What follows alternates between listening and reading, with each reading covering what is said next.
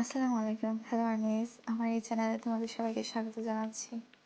আজকে আমরা BTS member park জিমিনের জীবনের বিষয়ে কিছু তথ্য জানবো। যে তথ্যগুলো জানা আমাদের জন্য অনেক বেশি জরুরি। সো দেরি না করে চলো আমরা ভিডিওটা স্টার্ট করি। তো প্রথমেই হচ্ছে যে ছেলেটা ছোটবেলায় বলতো আমি কিছুই পারি না, আজ সে পুরো দুনিয়া কাঁপিয়ে দিচ্ছে। কে সে ছেলে?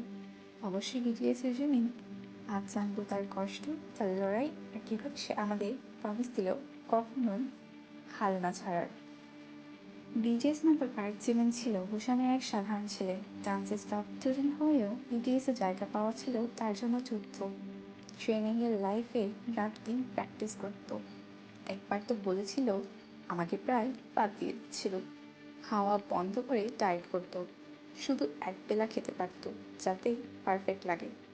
নিজের উপর এত প্রেশার দিত যে সে অনেক সময় অসুস্থ হয়ে পড়ত।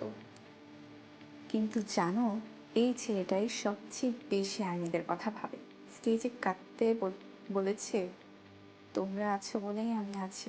প্রমিস গানটা লিখেছে আমাদের জন্য, যারা রাতে ঘুমাতে পারে না, যারা নিজেকে দোষ দেয়। জিমিন বলে don't be afraid, he will pass. Letter গানে বলে you never walk alone.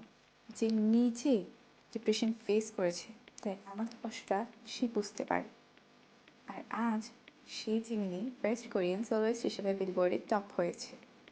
Face album দিয়ে প্রমাণ করেছে কষ্ট পাওয়া মানে হেরে যাওয়া না। তুমি যদি আজ ব্রোকেন হও, যদি মনে হয় আমার সব শেষ, তাহলে জিমিনের দিকে তাকাও। যে ছেলেটা নিজেকে ওয়ার্থলেস ভাবতো, সে আজ মিলিয়ন্সের হোক। সো তোমার যদি ঘুম না আসে, পরীক্ষা যদি খারাপ হয়, কেউ যদি তোমাকে ছেড়ে চলে যায়, কেউ যদি তোমাকে ওয়ার্থলেস বলে, তাহলে এই জিনিসটা অবশ্যই মনে রাখবা। জিমিনের promise, I want you to be your life baby, you should be your life. তুমি একা না, আমরা সবাই আছি।